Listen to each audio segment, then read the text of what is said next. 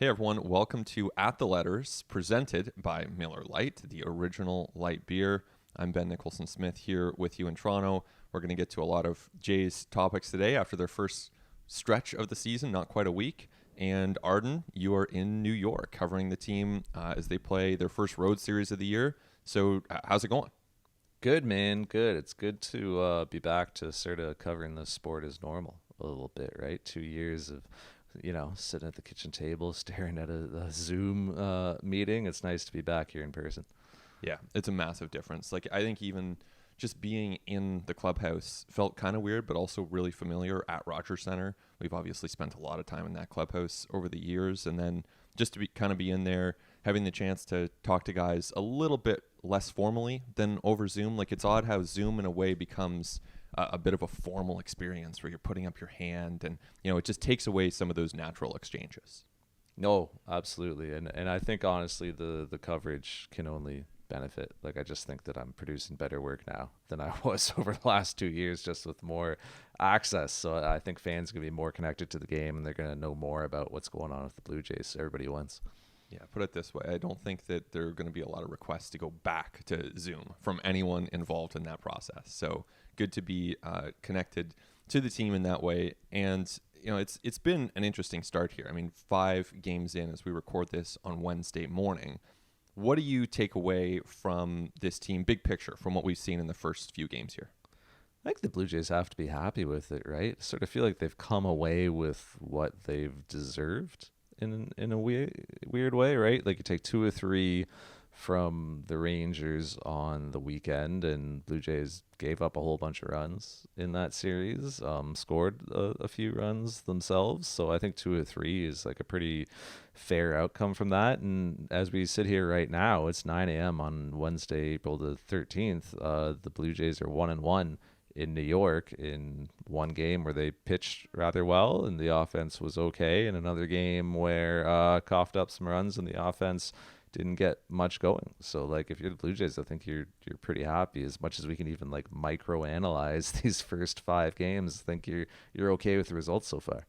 Yeah, the results are sort of what you would have expected to be 3-2 after 5 games. That's pretty much within the realm of what you'd think for a very good baseball team, which we of course believe the Blue Jays are. So I think that part of it makes sense. At times on the weekend, like I was struck by the offense, like when they were just piling on home runs. We haven't quite seen that against the Yankees so far, but against Texas at home, I mean, you see Springer, Jansen before he got injured. We'll get to that. You see Vladdy going yard, Bo. Like it's so clear, to see it in actual games is just a real reminder. Chapman, of course, with his first home run as a J. Like this offense is going to be so potent. It's a deep offense, and especially when we'll get to Jansen, like you said, but when Danny Jansen is pulling balls out of the yard from like the 9 hole, and Santiago Espinal is hitting eighth and coming up with multiple hits, like it is just relentless, right? And you think about who's hitting after those guys. Oh, it's only George Springer, right? Who has started this season extremely locked in, and then you go through Bichette, Guerrero, Teoscar, Lourdes, I mean Alejandro Kirk. It's just it's there's no place to take a break like as an opposition starter really in this lineup. Not that I don't know that there ever really is against a big league lineup, but there's no breathers in there for anybody who's encountering this team. Yeah, what do you make of Espinal? Because you look at what he's been able to do, and obviously he showed up in great shape, really good defense too. We continue to see that from him, and then now he's making really good contact. Like we're seeing some exit velos from Espinal that are higher than what he ever did in his career until this point. So clearly he's making really good contact. At the same time, it's only 5 games, but the Jays appear to be letting him run with that job to some extent. Yeah, like it's so tough at this point in the year, right? Because you don't want to draw any sort of conclusions, broad or narrow, off of what we've seen. Because, like you said, it's 5 games. It's the smallest sample of all samples, but we still have to show up here and talk about the team, right? So, look, yeah, the exit velos are real, and that is like measurable progress, and that is tangible.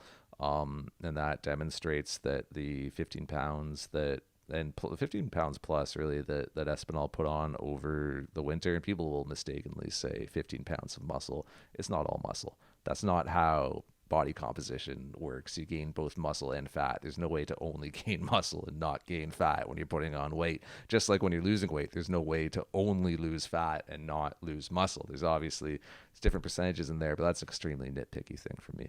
But yeah, I remember I wrote about this in spring about how Santiago Espinal put on weight, about the work he did with Jeremy Chang, the Blue Jays head of nutrition, and with Scotty Weberg, who's their head of strength and conditioning, set him up with a plan for the offseason. And Santiago Espinal stuck to it throughout the lockout, which was huge because he couldn't talk to Scott Weberg and Jeremy Chang at that time. Like, he couldn't have contact with them. So he had to run this thing on his own. And he's got his own trainer that he was working with in Florida, obviously. So I think that was a big benefit just in terms of sticking to sort of the 3 to 4 week cycles and when to deload, like how to kind of get that hypertrophic work in the gym. But nutrition-wise, like, he had to be eating a ton, right? And he had to be really on top of that. And he's going to have to continue to throughout the season so that he maintains these gains that he's made and so that he doesn't taper off and lose weight as the season goes on. And maybe those exit velos start trending back down. I think for him, just with his frame, it's always been tough to keep muscle on, to keep weight on. So that's going to be interesting to look at.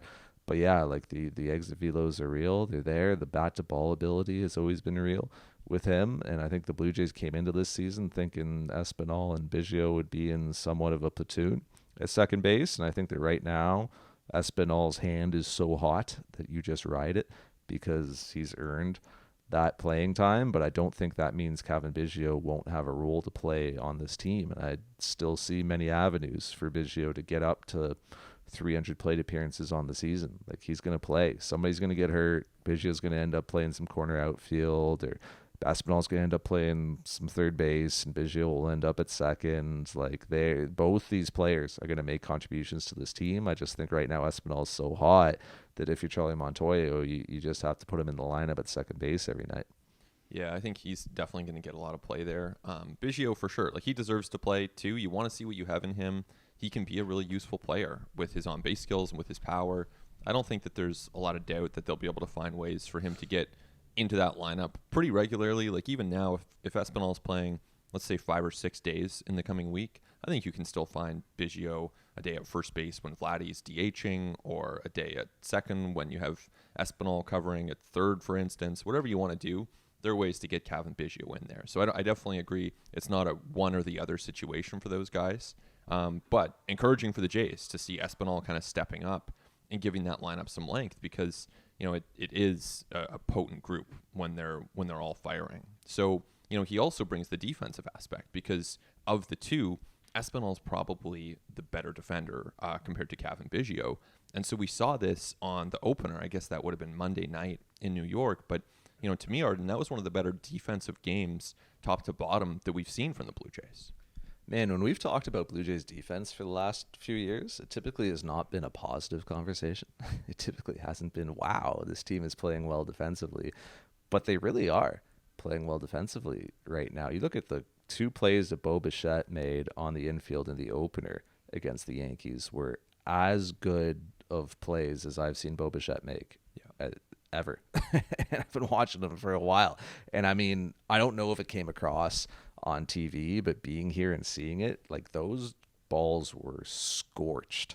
The one that got past Matt Chapman's glove at third, and Bo picked it up in the hole, made an insane throw to first base, accurate.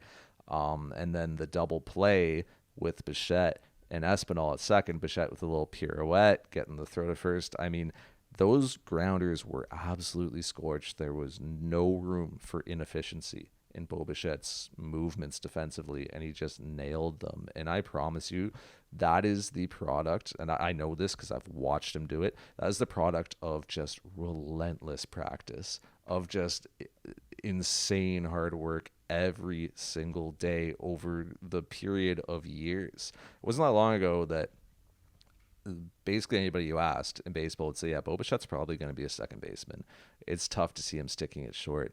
And now he's making like premium plays defensively at shortstop in the big leagues. Again, all the caveats. 5 games, small sample. We'll see how it holds up over the course of the season. But these are plays that he wasn't making prior to this season, and that is due to the work ethic that he has shown in improving defensively. And Ben, I know you saw it like I did in Florida. Every day, Bo Bichette on that covered infield, working on ground balls every morning before the sun is up, working with Louis Rivera, working with Danny Solano, the Blue Jays infield coordinator, on getting better.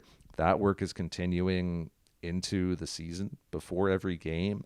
If you're there early enough, you're going to see Bo Bichette, Santiago Espinal, Vladimir Guerrero Jr., all the Blue Jays infielders like going through extensive ground ball practice before BP. The Blue Jays have this like fleet of $3,000 pitching machines at Rogers Center that they are using to fire ground balls at these guys. Because, like, look, it's one thing to take a ground ball off a fungo from a coach in his 50s. It's another from a pitching machine at close range that can get up to 90 miles per hour. Like, that is a much more game-like repetition. That's much more useful practice.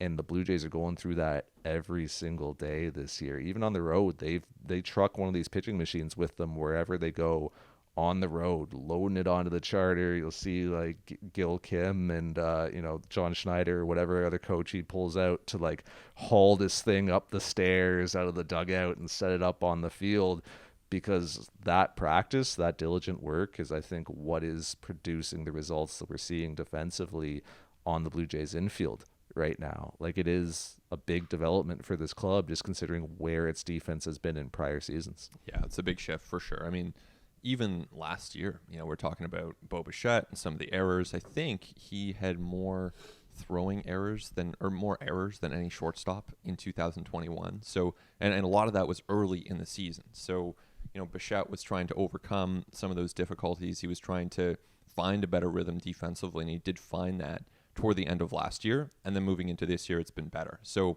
that's encouraging to see. And like you say, it's definitely a product of that work behind the scenes for Bichette, for those other infielders. It's interesting. Like, to me, in that very same game, the opener Monday, Bichette did have some throws that were offline. So I see the throwing accuracy as something that he has to work on. I don't see him as a finished product in that respect. When he's making Vladdy drift toward home plate, toward the base runner charging in, you've got your Stanton, you've got any base runner. I mean, if they're moving at that speed in that situation, you don't want Vladdy exposed to anyone. So, that's going to happen from time to time. No one's expecting perfection here. And Vladdy actually has shown like really good footwork around the bag. He looks better defensively to me when I see him going back for pop-ups, when I see him adjusting to bad throws from defenders or to mediocre throws from defenders. He seems to be able to move his feet really well. He seems to be able to react on the fly. Those are things that we didn't necessarily see from him. So I'm seeing Vladdy, even helping out Bo a little bit in ways that he might not have before, but it's almost reminiscent of, you think back to Justin Smoke and how he would help corral throws from Josh Donaldson in years past and really make sure that, if Donaldson was throwing errantly, which he did again on Tuesday night, then you'd have someone there who can handle it and who can save his teammate a few errors. Yeah, we forget that they're 23 and 24, right? Like, people are like, wow, Vlad and Bo are getting so much better. Yeah, they're in their early 20s. They're still growing as ball players. Like, they're still developing. Everyone, Alejandro Kirk, wow, is so much better at receiving the low strike, and he really seems like he's making gains behind the plate. Yeah, because he's 23. He had very little professional experience coming into his major league debut. These guys got to the majors at such young ages. Vladimir Guerrero Jr. is in his fourth MLB season. He's 23. He's the youngest player on the 28-man roster. I mean, it's easy to forget just considering the accomplishments that we've seen from them at the big league level and how good Bo Bichette and Vladimir Guerrero Jr. are at a young age, and also just the way they carry themselves as well. Like, Bo Bichette's been carrying himself as a 10-year MLB veteran since he was 16 or whatever, taking BP at Coors Field. But these guys are getting better because they're in their early 20s and they're not finished products, and they're, I don't know, maybe touching their primes, maybe just entering it. But I mean, what's a typical prime for an MLB ball player, right? 25 to 29, somewhere in there. I know it's kind of shifting earlier now as the game continues, but these guys still have a lot of years to continue to improve. I don't think we've seen the best from them just yet. Yeah, I definitely think they're entering their prime. Like, it's hard to imagine that this is not part of their prime, with what they did last year and what they're showing this year. But certainly there's room for kind of improving around the edges. And really, I mean, defense, to be fair, that's not the edges. That's a core part of their game, and they're still improving there. And I think as long as we're talking defense, like, I think we should mention Teoscar Hernandez, because to me, I have not seen a better stretch of, and I know it's only 5 games, right? But I have not seen a better stretch of 5 games defensively from Teoscar than what we've seen. I mean, he's making diving catches. He's making catches at the wall. He's making great throws, good judgment calls. Like, you could not ask for better defense than what you've seen from Teoscar in the first stretch of games here. And think about the players we're talking about here, right? Think about the conversation around Teoscar Hernandez's defense like 3-4 seasons ago. Think about, like I mentioned, with Bo Bichette, nobody thought he could stick as a shortstop. Think about the conversation about Vladimir Guerrero Jr.'s defense, Alejandro Kirk's defense, right? Like, we're talking about players who have been derided for their work defensively, who have now made like very real gains that we are seeing, like I said, by a product of like really hard, diligent, uncompromising work. Like, it doesn't happen by accident. You don't just roll out of bed like, oh, all of a sudden I'm a capable big league right fielder. Like, Teoscar Hernandez has had to work at this. Like, he's had to put in the time. The biggest thing I'm seeing for Teoscar right now, he's just more aggressive. I think he's probably just doubting himself a little bit less in the outfield. He's just going and getting it and thinking less and reacting. I think that you could kind of see him processing earlier in his career and kind of thinking through things, not only in the field, at the plate as well, right? And I think that a big advancement for him, because he's always had the physical tools. He's always been fast. He's always been strong. Exit velos have always been there. Sprint speed. I think it's just been mentality. I think it's just been between the years. It's a hard thing for us to say, not knowing what's going on inside a player's head, right? And not having any kind of measurable, quantifiable data based on mentality. But you talk to enough people around the Blue Jays, enough people around Teoscar Hernandez, and they'll tell you, yeah, that's it, right? So it is just a mentality thing with him. Like, a little note on him was he did bang up his wrist a little bit, making one of those plays that I guess it was in the opener here in the Bronx. All the days are kind of blurring together. Re-aggravated that injury from spring training. You might remember that he was out with that injury for a while and just ended up bending his wrist the wrong way. So it was already a little bit compromised, and now he's re-aggravated it. Still playing, still putting the ball in play at a high rate of speed. It's kind of interesting. Like, he's not in a position where he can actually tape the wrist up right now because the pressure actually creates discomfort. So you're not going to see it taped. But it is something to monitor, because if he crashes into a wall or, bends his wrist the wrong way on a sliding grab again or something, you might see him wincing, and this might be a situation that has to be managed going forward with him. It's going to be interesting to watch it play out. For sure. Now, before we move on to the rotation and the Danny Jansen situation, as long as we're talking defense here, I mean, it's clear Alejandro Kirk is going to be catching a lot for this team. You alluded to it, Arden, but what do you think, where do you think Kirk is at defensively? Because he's going to be the guy, really, behind the plate for this team, and there have been questions about him and what he can offer to this point in his career. So, what are the coaches, players, what's your read on how confident the Jays are in Kirk and what he brings defensively? Yeah, he's getting a lot better, and I think a lot of it is just coming into his own as a big leaguer. I mean, he got to the majors at such a young age, and he had so little experience when he did reach the majors in 2020 during the pandemic season. And even still, right? Like, he's played, off the top of my head, it was like 70-something MLB games at this point. I had my story the other day, and it was fewer than 50 as a starting catcher at the big league level. That is so little experience. And it's not like this guy had this massive minor league come up, like this really long, deliberate, gradual rise. The guy didn't play above high A before he got to the majors, and he only played like 120 minor league games, and then boom, you're in the big leagues. Like, that's how good his bat was, right? And that's how much the Blue Jays needed it in 2020. But the Blue Jays sacrificed some development in order to get that impact on their big league roster. So we're seeing those developmental gains come at the big league level, and part of that is just comfort.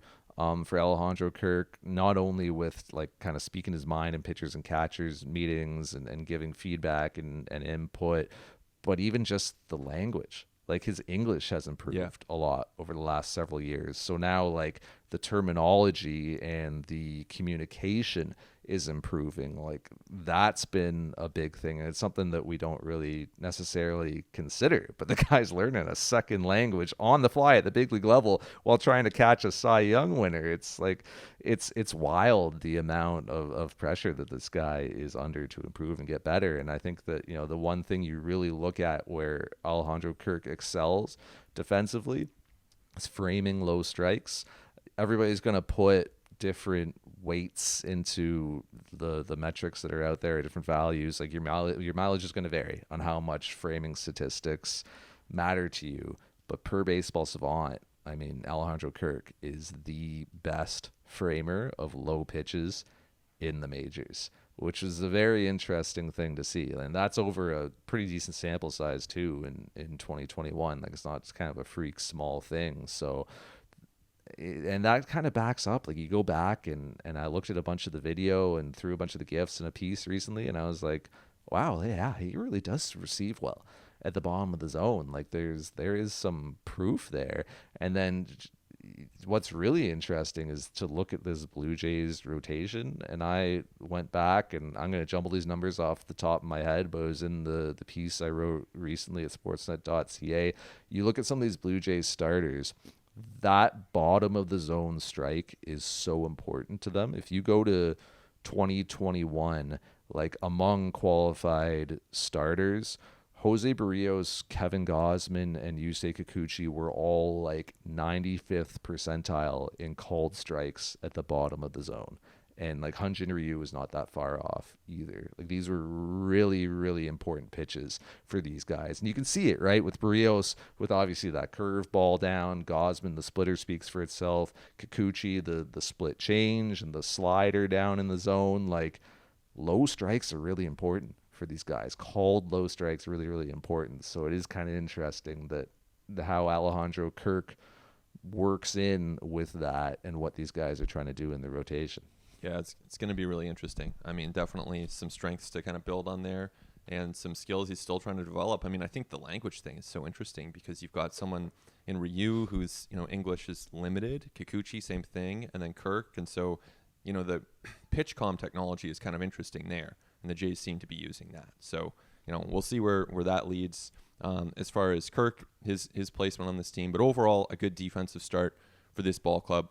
When we come back, we will get to the starting pitching. We'll talk a little bit more catching, all coming your way on At the Letters.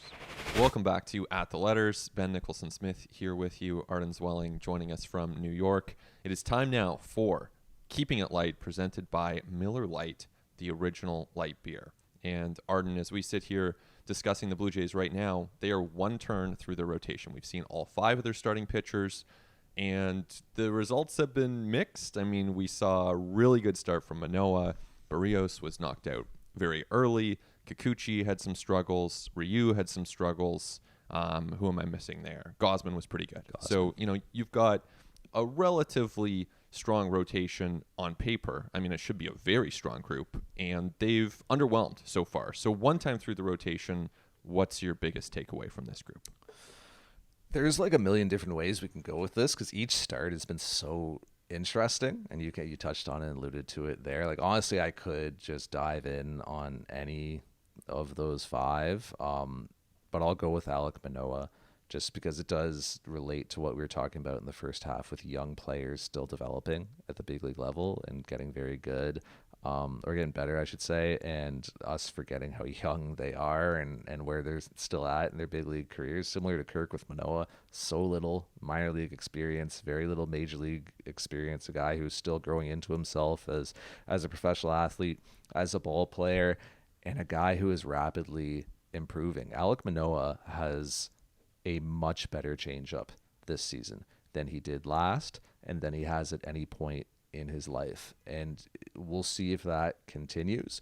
But if he's able to throw his changeup the way he was in that outing against the Yankees the other night, holy smokes, does that open up so many new avenues for him because, I mean, he was throwing this thing in any count. First pitch, ahead in the count, behind in the count, obviously predominantly against lefties, but threw it to Giancarlo Stanton as well and got him to pop it up. I mean, if he's going to use this thing to both sides of the platoon, are you kidding me? Moving in a different direction than his slider. It's got better action on it this year. He tweaked the grip with it over the offseason. He's added RPMs to his spin on it, and Alek Manoah just looks so much more confident throwing it. In that outing against the Yankees the other night, he threw it more on a percentage basis than he did in any of his starts last season. So, like, we knew Alek Manoah's second trip through the league, hitters are going to make adjustments, books out on him.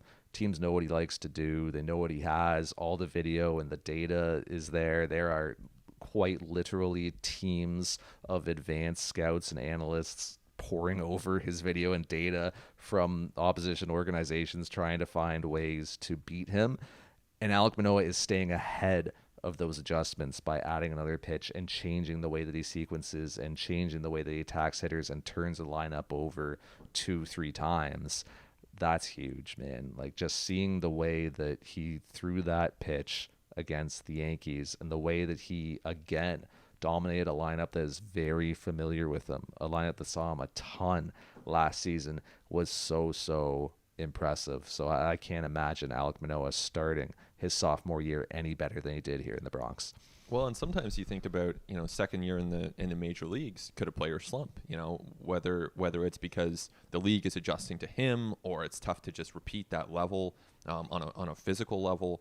Manoah came out throwing hard, so the velocity's there, the slider's there, the changeup, like you said. I mean, that's a big difference maker to have 3 pitches that are average to plus. I mean, that's the territory where you're a frontline arm, and he really was that for most of last season. But as he enters his first full season in the majors, he's got now the tools in the arsenal to be a frontline pitcher, and there's just not really any debate on that. You look at the quality of those pitches, and it's really tough to forecast anything but continued excellent performances from Manoah as long as he's healthy, because that combination, fastball, slider, changeup, those are the makings of a really, really tough night for the opposition. And like you said, mixing in some right-on-right changeups, using that against lefties, he's going to be really tough on the American League East this year. And I think Alek would differentiate actually between his 4-seamer and his 2-seamer. So he would actually say he's got 4 pitches, right? Like, he would say he's got the 4-seam fastball that's a bit flatter, and then the 2-seamer that's going to dive a little bit.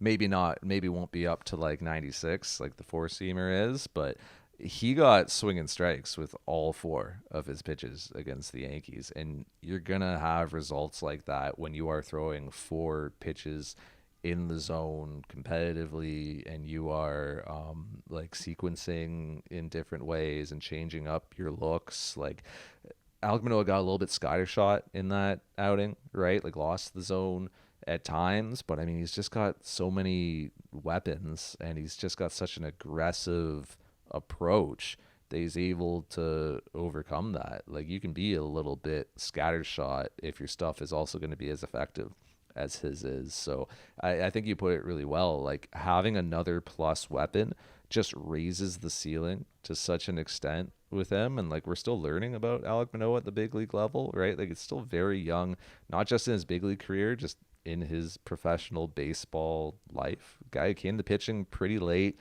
guy who at West Virginia was like just a big fastball and a bunch of competitiveness, right? The slider wasn't what it is now, where he's like going ball to strike with it, or he's landing it on the edges. I mean, he is just making the kind of advancements that can lead to, like you said, that frontline starter outcome. A lot of work to get there, but he's layering in the tools that he needs to be that guy. That's a massive development for the Blue Jays. Well, it's a good thing that it showed up in week 1, because otherwise the rotation was pretty underwhelming. Like, it really wasn't great. I mean, Gosman was fine. That's, what you'd expect. Good stuff. Went through 5 innings. That's good. That's the kind of performance you're looking for.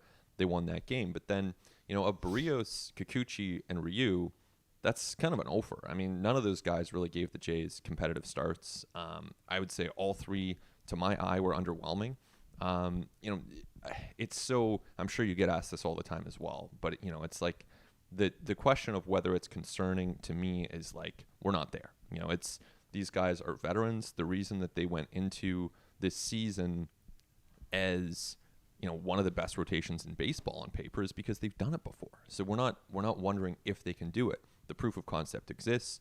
They can succeed in the major leagues with the stuff that they have, with the knowledge and skills that they have. So it's not, to me, concerning necessarily. I think that to get to concern, we're probably talking, you know, beginning of May. They've made 3-4 starts and we're seeing this consistently. That's when you get to concern. But we can still observe. And so when you're watching those starts for Barrios, Kikuchi, and Ryu, what do you observe? What stands out? I mean, is there one guy there where you saw any kind of yellow flags that would, I'm not saying give you true, you know, fully fledged concern, but are you seeing any warning signs there?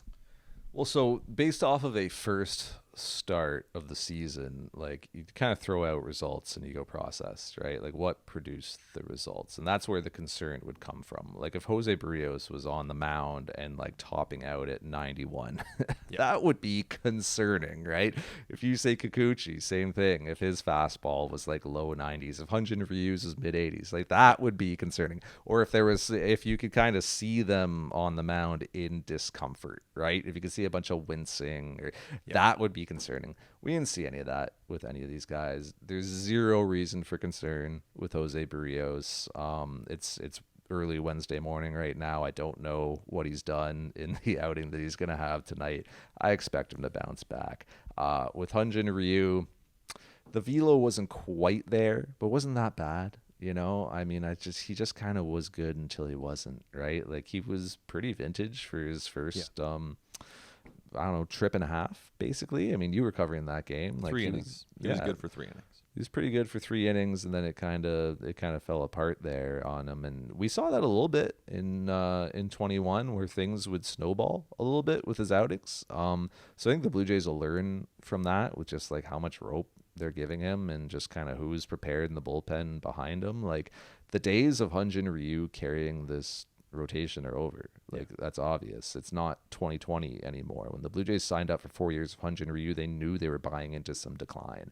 Like they knew his age, they knew his track record and the miles. Like they understood all of that, and that's why they didn't come into 2022 like they did 2020, where it was like Hyun-Jin Ryu's our ace and he's going to carry our rotation. No, they went out and got a Barrios and got a Kevin Gausman, right? Like Hyun-Jin Ryu, if he is your number 4 in this rotation, your number 5, something like that, like, and if he's just giving you 5 and dive here and there, if he's giving you 2 trips through most time out, I think you're okay with that. Like don't forget the price tag. Forget what his salary is. Doesn't matter. The Blue Jays are running a record high payroll. They've got plenty of high paid veterans on this roster. He's not stopping them from doing anything else. And, you know, I think Ryu is probably going to have closer to a league average season, but that's fine. If the innings are there, you'll take that. And then with Kikuchi, it was just a weird mixed bag of an outing, man, because he comes out and he's throwing all these sliders and not using his fastball and not using his cutter as much. And it was kind of curious. And you could see that the Yankees were understanding what Kikuchi was doing because they were clearly sitting on sliders. And he got Yankee Stadiumed a little bit with the Hicks 2-run bomb, which was a home run in Yankee Stadium and Yankee Stadium only. Anywhere else, literally 29 other ballparks, that's a fly ball. But like there was a lot of hard contact off that slider in the early going. And then suddenly 3 innings in, Kikuchi's like, I'm going to throw my fastball a whole bunch now. And had much better results because his heater's electric, man. Like mid 90s from the left side. Like, we don't really say enough how uncommon it is to have left-handed starters who throw as hard as Yusei Kikuchi does. Yusei Kikuchi's forcing fastball, which he actually ended up using more than any other pitch in that outing here in New York on Tuesday, wasn't put in play once to throw your fastball that often and not have it be put in play, like that's a good fastball. Yeah.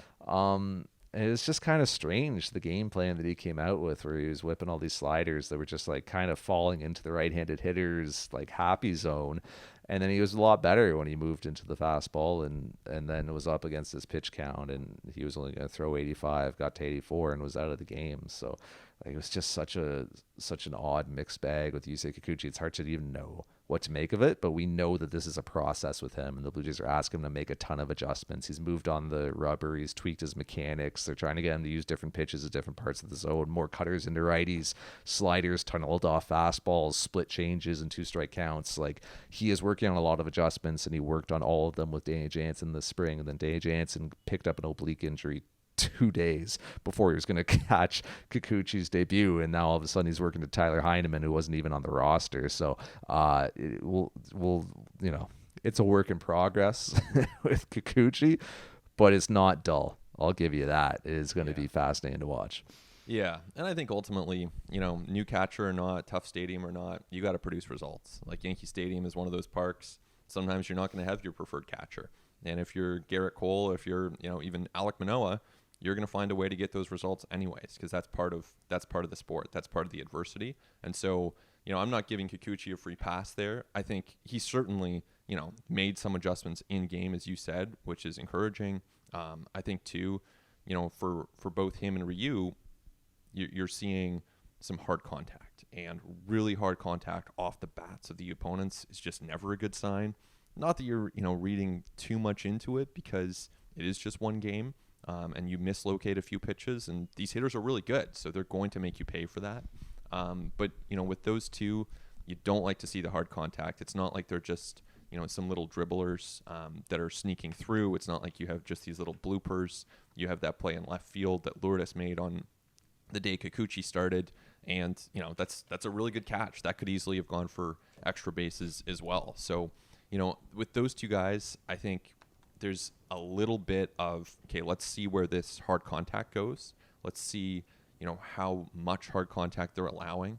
But to me, with Barrios, I'm just kind of like, it was such a big moment. And we talked to Barrios about this on At the Letters. Like, that was a moment that he was looking forward to.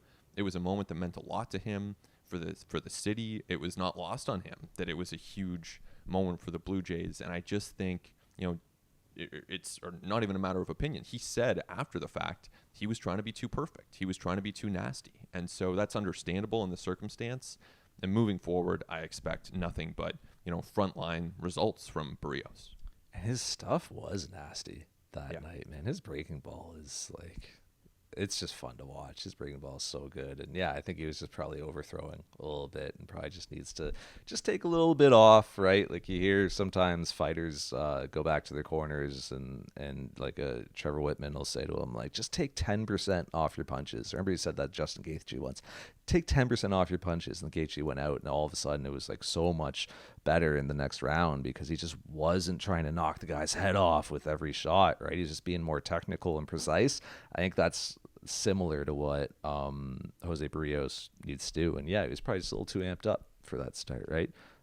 I think everybody who was in that ballpark was very amped up. Like, that hard was not to be a hell of an environment, man. Yeah. So look, I may eat these words, but as I sit here on the morning of Wednesday, April 13th, I think Jose Barrios is going to be very good against the New York Yankees here on Wednesday evening. I think he's going to bounce back, and I think that you're going to see the guy that we've seen over the last, I guess it's 5-6 years, where he has not missed a start. He's been one of the most consistent and durable, reliable starters across MLB. He's up against Garrett Cole, so it's going to be a really cool matchup. I'm really actually pretty juiced for this game. Like, I'm really looking forward to seeing it. It's quite a matchup, and like, Jose Barrios is not on the Garrett Cole level of results, but he is on the level of like consistency and bringing it in competitiveness. And I honestly, just the more I think about it right now, like, I actually cannot wait to watch this game. It's going to be really cool. Yeah, good matchup for sure. All right, that is it for Keeping It Light. When we come back on At the Letters, we'll talk about Danny Jansen, his absence, and potentially what that could mean for the Jays' biggest prospect. Welcome back to At the Letters, presented by Miller Lite, the original light beer.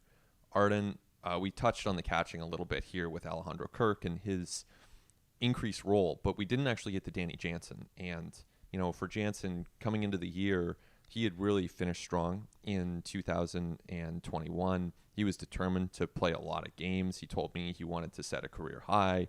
He wanted to play 120 plus and really establish himself. And then he got off to a good start at the plate. I mean, he was hitting some home runs. He was making some really good contact. And now he's dealing with an oblique issue. So sounds like he's going to be out for, a month might be a decent estimate. Obliques are typically injuries that take weeks and weeks as opposed to days.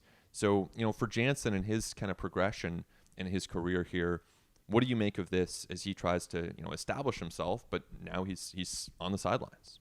Yeah, this isn't going to be a quick absence, unfortunately. And like every injury is different. Every athlete recovers at different rates, but with an oblique for a catcher, typically, like, you can look back towards, I looked it up. I think Cal Higashioka had one recently. Mike Zunino had one recently. Both those guys were right around 4 weeks. On the longer end of the spectrum, I think Luke Maley had one that was like 2 months. I think a reasonable expectation is 4 weeks at least. Like, that's probably a best case scenario, 4 weeks realistically. But we'll see. We'll see what happens, right? Surprises come at you in various ways. But this is like, so from Jansen's perspective, yeah, that sucks big time, because it looked like he was feeling really good at the plate. It actually happened on his final swing of the game on Sunday, like literally of course, right? Your final swing of the game. This is, where this comes up. And, he tried everything he could to find a way to play through this thing, but it's just not smart to do that at this point in the season. Look, if it's September, maybe this is a different story, right? Teoscar Hernandez had an oblique thing late in the season recently and came back very quickly, but I mean, he was not in a good place when he came back. He came back at a point where he probably shouldn't have been playing, but he was trying to help, and contribute to a playoff team, right? So with Jansen, the Blue Jays are going to be cautious with this. He's so important to them. There's no reason to rush him back. It sucks for Danny Jansen, obviously, because of the start he was off to, but then, like, more globally for the Blue Jays, it's like, wow. Now you're catching sort of trifecta in the majors is Alejandro Kirk, who we talked about earlier, has the trust of this pitching staff, certainly, but still vastly inexperienced, still learning at the big league level. He's still going to be making mistakes. Yes, he is good at framing at the bottom of the zone, but he still needs to get better at game calling, still needs to get better at blocking pitches, still needs to get better at receiving up in the zone. And then you got Tyler Heineman and Zach Collins as basically your quote-unquote backups, and you're probably going to see those guys playing based on matchups, right? Based on, like probably Collins against righties and Heineman against lefties, but Collins not a defensive first catcher, very much a bat first guy. Heineman, has a good reputation defensively, but we saw a rather costly mistake made in Tuesday's game where he airmailed a pickoff throw to first base into right field and the run scored. It's not an ideal situation for the Blue Jays, and it's something that's going to have to be managed carefully going forward. Because look, Alejandro Kirk can't catch every day. There were already durability concerns about Alejandro Kirk catching at the rate that he was prior to this, because his body composition is, let's say, atypical. You don't want to put too much on Alejandro Kirk's plate, risk another injury like he had last season with the hip flexor, lost 2 months. Now it's like real disaster mode if Alejandro Kirk goes down. No. So this situation is going to be very interesting to watch. We just spent time talking about the rotation and how it was somewhat underwhelming first trip through. Blue Jays starters need to be better going forward, clearly, and the catchers who handle them are extremely important. Think about Kikuchi, right? Worked with Danny Jansen all spring on the many adjustments that he's trying to make in the pitching lab in Dunedin, and now all of a sudden he has to get back up to speed with a Heineman, with a Collins, with a Kirk, like guys who haven't been working with him as consistently and aren't as familiar with him. You talked about the language barrier as well, right? Like Kikuchi, Japanese, Kirk from Mexico, like two guys, English not their first language, speaking through interpreters. Pete Walker's involved in there as well. Like there is a lot going on right now with this catching situation. So yeah, it's a tough spot for the Blue Jays. Well, and Collins was someone they brought in mostly offensively. I mean, they like the bat. There's some talk about DH or first base. It's not a guy that they wanted necessarily to be their second defensive catcher. Now they traded Reese McGuire for him, taking the offensive upgrade, defensive downgrade. So now McGuire's gone, Jansen's hurt. So really a lot of pressure defensively on Kirk. I see Heineman at this point as an extra guy. I mean, maybe he proves us wrong. Maybe he has a great year. I see him as an extra guy at this point. And Collins is an offense first guy. So, it is an interesting mix, like you say. It's a lot of pressure on Kirk. This is the time to get what you can from Kirk. This is not the time to hold back. You have to see if he can withstand the pressures of catching 4 or 5 days a week, and let him do that and let him run with that. And we'll see where that leads for Kirk. But as you alluded to in your most recent piece at Sportsnet, there's also this top catching prospect at AAA who we kind of have to have on our radar as this unfolds. Totally. And of course he shows up in his debut on Tuesday night with a couple hits, and he's gunning out a base runner, and like he's making nice plays behind the plate. Like, of course, that's the impact. I wonder if like Gabriel Moreno had just a whale of a time getting to spring training, right? Getting out of Venezuela. He was, in Colombia at an embassy for a while. Like, he was being hidden at a hotel for a whole, like, it was just an ordeal to get to spring training. I wonder if he was able to report, like, at the beginning of spring, had a full spring, had all the games, had his ramp up. I wonder if that would change things. Yeah. Because right now he has literally just played his first game of the season. One game. If you're the Blue Jays, like, you're not going to have this guy playing one of his first 10, 20 games of the season in the big leagues. Like, it's just not something you're going to do. But I do wonder if he'd had a full spring and if he was in a better position right now, just from a preparation standpoint and a rhythm and routine standpoint, if the Blue Jays would be looking at this, like, yeah, maybe Moreno's the guy right now. Yeah, I think that's a fair question. I really do. And I think, as things continue here, look, there are a lot of scenarios that could play out. I mean, Jansen can come back a little quicker. Kirk could hit, and Collins could hit, and they could have the results they need in the majors. Or Moreno could struggle. I mean, there are a lot of different ways this could play out. But if Jansen needs more time and Moreno is really producing offensively and defensively at AAA for a period of weeks, that could become a conversation. And again, that's just one of many scenarios here, because if he scuffles, then that's not going to be in play. If you're not going to bring him up to play once a week off the bench either. I mean, clearly this is someone who needs to play regularly, whatever level he's at, because he's missed that time, not only this year, but last year. He needs to get reps. So that's an important part of this, and you don't want to put too much pressure on him.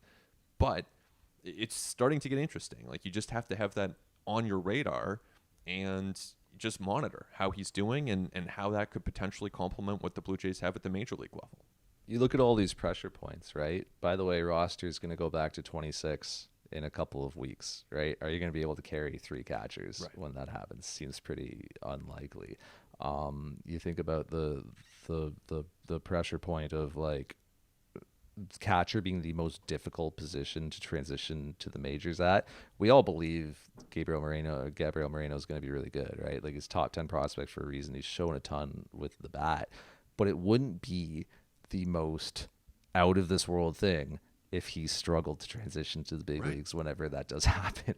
If anything, that should probably be the expectation, just based off of years and years of players making those transitions to the big leagues. And we know that the Blue Jays, like, think really deeply about how they advance players and progress them, and when the time is right to introduce them to a new environment. I mean, AAA is still a new environment for him. Him playing his first game of the 2022 season at AAA, that would have been his 4th game at AAA. Right. So yeah, that's still a new environment for him. So just, but the other pressure point would be it's win time. Yeah. It's 2022. You're trying to go to the World Series, right? And you need impact on your big league roster. Like, you need to be thinking about pushing as much talent onto this big league roster as possible. And when you're looking at a catching, group of Kirk, Collins, Heineman, Moreno, I mean, Moreno might be the best of that bunch. And so if you're thinking about putting talent on your big league roster and trying to win as many games right now and not like, be piling up losses at this point in the season, that's a pressure point as well. It really is like a fascinating situation, and it really does show you like how quickly things can change in a major league season, where you get like one injury and it just has these cascading effects, not just on everything we've talked about, but on the Blue Jays pitching staff as well. Yeah, for sure. I mean, I still think the most likely is he stays in AAA and does his thing, and maybe mid-season we're talking about a promotion for Gabriel Moreno. But what if Heineman pulls a hamstring, in 2 weeks, and it's the end of April, and they still have expanded rosters? Like, you could see some interesting things happening there. Certainly worth monitoring. We'll be talking about it as the spring unfolds here. We've got lots more coming your way on At the Letters, including our over-unders. Those are in the works as we speak. That is on the schedule for next week. We've had people ask about them. That's awesome. We're excited to put that together as well. But in the meantime, that is it for us this week. Arden, you've got lots of games to cover and work to do, so we'll let you go here. But thanks for everything from you. Thanks to Christian Ryan, our producer, to Nick Andrade, and of course to Miller Lite, presenting At the Letters to you this year. Miller Lite, the original light beer. That's it for this week, and we'll talk to you next week with our over-unders on At the Letters.